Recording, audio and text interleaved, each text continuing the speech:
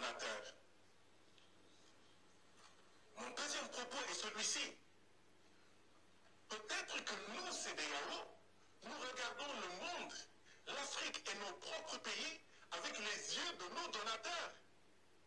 Certains se posent la question, pourquoi cette route va jusqu'au Cameroun? Peut-être que c'est l'intérêt des donateurs et pas l'intérêt de la CEDEAO. Certains parmi nous se posent la question de savoir pourquoi MTN, il faut y ajouter Orange, France Télécom, fait une puce au Nigeria, une autre puce différente au Sénégal, une autre puce différente au Mali, une autre puce différente au Togo et au Bénin, etc. Et on se demande pourquoi ça? Mais parce que c'est l'intérêt du donateur. Mais parce que nous n'osons pas faire ce que font les États-Unis.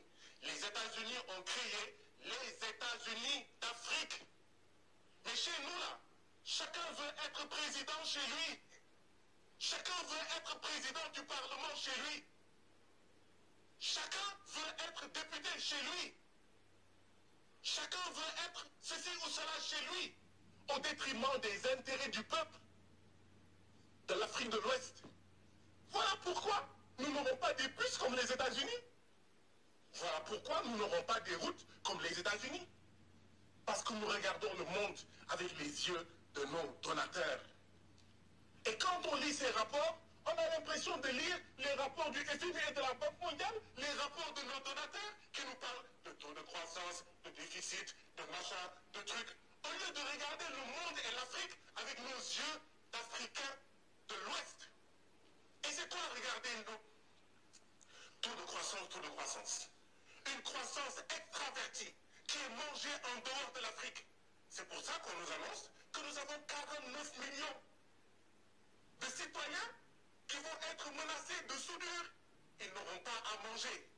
16 millions d'enfants de moins de 5 ans. Ce n'est pas nos enfants. Ce ne sont pas nos enfants.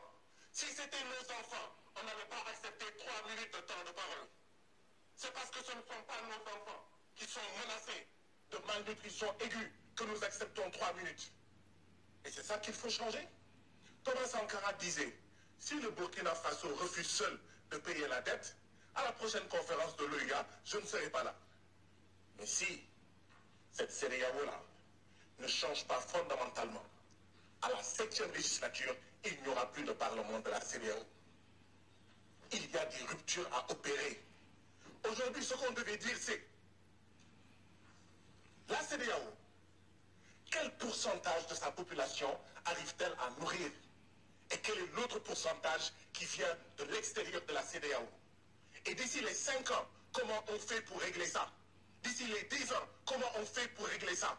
Au Sénégal, on importe pour 200 à 300 milliards de francs CFA de blé par an.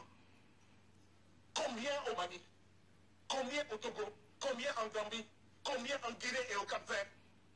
On parle de sécurité alimentaire, mais il faut aller vers la souveraineté alimentaire. Parce que la sécurité alimentaire, c'est quoi? L'essentiel, c'est que nos populations mangent, peu importe si ce qu'ils mangent viennent de la France, viennent des États-Unis, de la Chine ou de la Russie. On reste dépendant.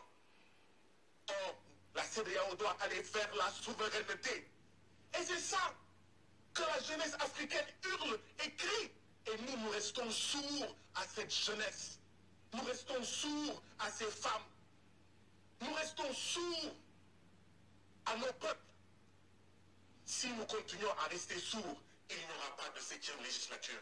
Cette 6e législature risque d'être la dernière, je ne le souhaite pas, de la CEDEAO. Il faut changer ces rapports.